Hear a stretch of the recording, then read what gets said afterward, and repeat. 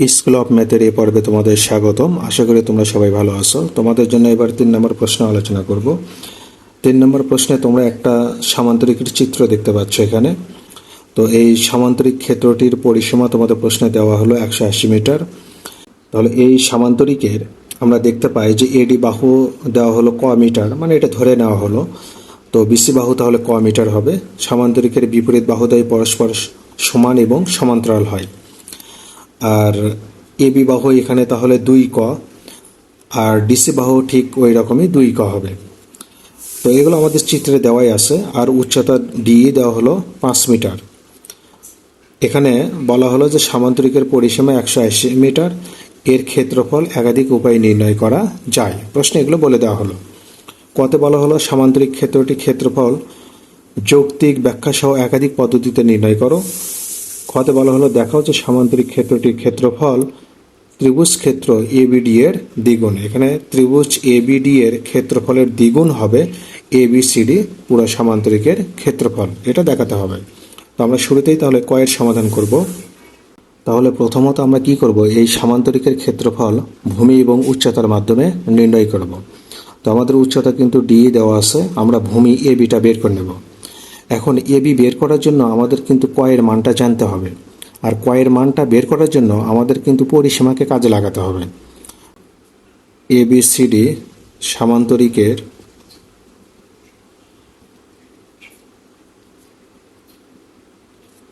পরিসীমা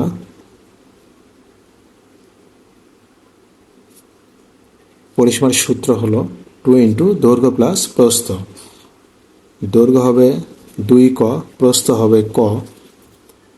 সেক্ষেত্রে আমরা এখানে পাবো 2 গুণন 3 ক, মানে আমরা এখানে পাবো 6 ক।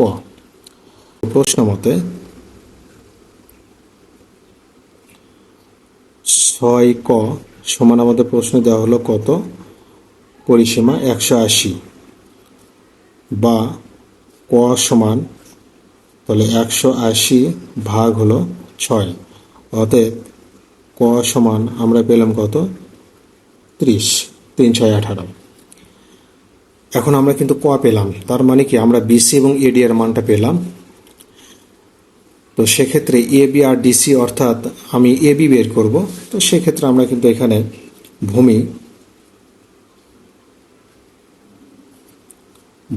এবি সমান আমি কিন্তু 2 ক লিখব।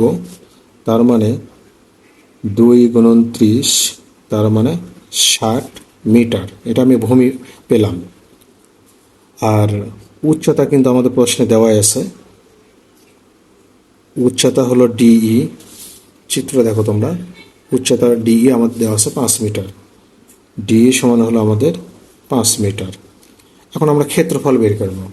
তাহলে অতএব ক্ষেত্রফল ভূমি গুণন উচ্চতা, তাহলে ভূমি গুণন উচ্চতা। তাহলে ভূমি হলো আমাদের 60 আর উচ্চতা হলো 5, তার মানে 5 6 30, 300 বর্গ মিটার। আমরা একটা পদ্ধতিতে আমরা কিন্তু ক্ষেত্রফলটা বের করলাম। এবার আমরা ত্রিভুজের মাধ্যমে বের করব। তোমরা জানো যে সামান্তরিকের কর্ণ সামান্তরিক ক্ষেত্রটিকে 2টি সমান ত্রিভুজে বিভক্ত করে। এখানে বিডি কর্ণ এ বিডি আর হলো বিসিডি, এই ত্রিভুজ আর এই ত্রিভুজ 2টা ত্রিভুজে বিভক্ত করে ফেলে বিডি কর্ণ। তো সেক্ষেত্রে আমরা ত্রিভুজ এবিডি এর ক্ষেত্রফলটা বের করব, কারণ আমাদের ত্রিভুজ এবিডি এর ভূমি দেওয়া আছে আর উচ্চতাও দেওয়া আছে। ভূমি আমরা বের করে রাখলাম এবি এর মান, উচ্চতা আমাদের দেওয়াই ছিল। তাহলে আমরা যদি ত্রিভুজ এবিডি এর ক্ষেত্রফলটা বের করতে পারি, এই ক্ষেত্রফলকে আমরা 2 দিয়ে গুণ দেব। গুণ দিলে আমরা পুরো সামান্তরিকের ক্ষেত্রফলটা পেয়ে যাব। তো আবার ডি এর ক্ষেত্রফল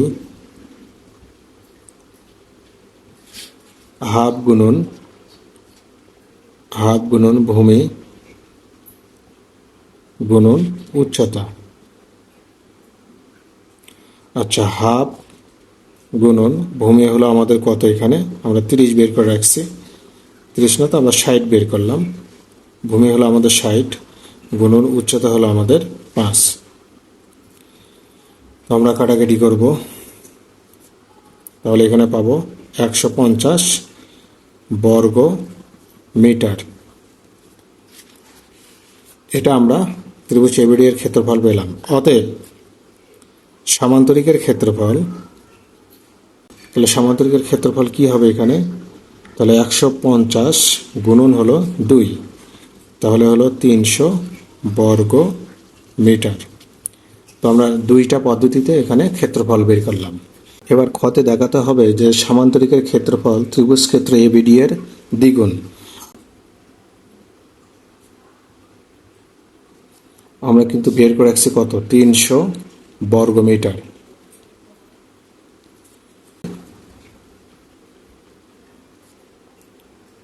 দুই গুণন 150। এখন আমরা 2কে ঠিক রাখবো, গুণন 150 মানে কি, আমরা কিন্তু এবিডি এর ক্ষেত্রফলটা 150 বের করে রাখছিলাম কতে। তাহলে আমরা লিখব ত্রিভুজ ক্ষেত্র এবিডি। তাহলে আমরা কিন্তু পেয়ে গেলাম যে সামান্তরিকের ক্ষেত্রফল ত্রিভুজ ক্ষেত্র এবিডি এর দ্বিগুণ। আমাদের কি বলল যে দেখাও যে, তাহলে এটা আমরা দেখালাম, দেখানো হলো। 4 নম্বর প্রশ্নে বলা হলো যে একটি ঘরের মেঝে 26 মিটার লম্বা ও 20 মিটার চওড়া আর 4 মিটার লম্বা ও 2.5 মিটার চওড়া কয়টি মাদুর দিয়ে মেঝেটি সম্পূর্ণ ঢাকা যাবে? প্রতিটি মাদুরের দাম 45 টাকা হলে মোট খরচ কত হবে সেটা আমাদের বের করতে হবে। তো আমরা এখানে মেঝের কিন্তু দৈর্ঘ্য পেলাম এবং চওড়া মানে যেটা প্রস্থ পেলাম। মেঝের দৈর্ঘ্য হলো, যেটা লম্বা ওটাই দৈর্ঘ্য, দৈর্ঘ্য আমাদের দেওয়া আছে কত, 26 মিটার। আর মেঝের চওড়া মানে ওটাই প্রস্থ, প্রস্থ দেওয়া হলো তোমার কত, 20 মিটার। এখন মেঝের ক্ষেত্রফল আমরা জানি দৈর্ঘ্য গুণন প্রস্থ, 26 দুগুণ 52, তার মানে 520 বর্গ মিটার। আমরা মেঝের ক্ষেত্রফল পেয়ে গেলাম। এখন কথা হলো যে মাদুর আমাদের দেওয়া হলো, তার ক্ষেত্রফলটা বের করব। মাদুরের ক্ষেত্রফল, তাহলে মাদুরের কিন্তু আমরা কিন্তু এখানে লম্বা যেটা ওটাই দৈর্ঘ্য কত পেলাম, 4 মিটার, আর চওড়া যেটা সেটা পেলাম 2.5 মিটার। আমরা যদি গুণ দেই তাহলে এখানে 4 25 100, আর দশমিকের কারণে একটা শূন্য বাদ যাবে, তার মানে 10 বর্গ মিটার। এটা আমরা মাদুরের ক্ষেত্রফল পেলাম।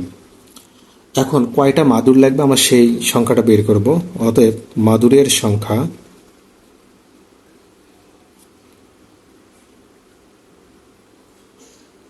তাহলে আমাদের মেঝের ক্ষেত্রফল হলো কত, 520,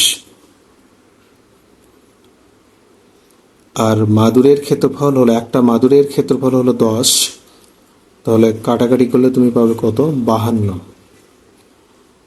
তাহলে মাদুরের সংখ্যা হবে 52টি। এখন প্রশ্নে বলা হলো মোট খরচ কত। তো একটা মাদুরের দাম, একটি মাদুরের দাম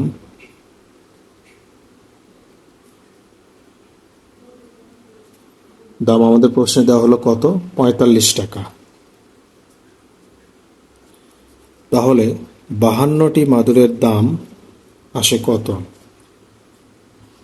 45 গুণন 52। তাহলে আমরা যদি গুণ করি তাহলে 45 দুগুণ 90 এর শূন্য, হাতে থাকবে 9। এখানে 45 গুণন 5 হলো 225, 225 এর সঙ্গে যদি 9 যোগ করো তাহলে 234। মোট খরচ পেলাম কত, 2340 টাকা। এটাই উত্তর। এবার 5 নম্বর প্রশ্ন দেখো, এখানে একটা ত্রিভুজ তোমরা দেখতে পাচ্ছ।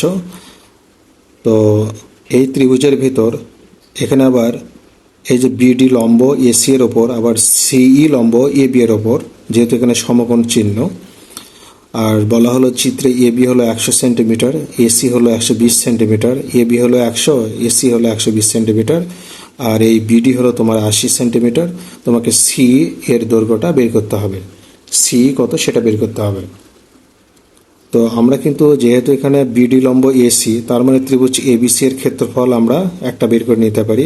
আবার সি লম্ব এবি, ওই ত্রিভুজ এবিসি এর ক্ষেত্রফলটা এখানে আরও একটা আমরা বের করতে পারি।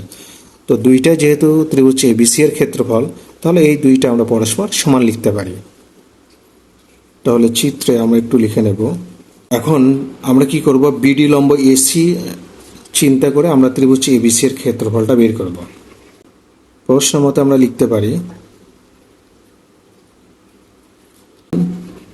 ভূমি হলো এসি গুণন উচ্চতা হলো বিডি সমান হাফ গুণন ভূমি হলো এবার এবি, ভূমি এবি উচ্চতা হলো সিই, ভূমি এবি উচ্চতা হলো সিই গুণন এসি হলো আমাদের কত 120, আর বিডি হলো আমাদের কত 80, আর হাফ গুণন আর সি আমরা বের করব।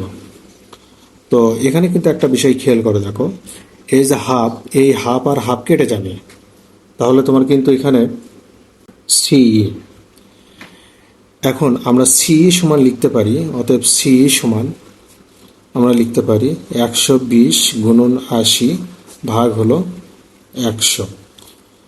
এই 20 কেটে দাও, তাহলে 8 বরং কত হয় 96 হয়। তাহলে সি সমান এত, সি হলো 96 সেন্টিমিটার।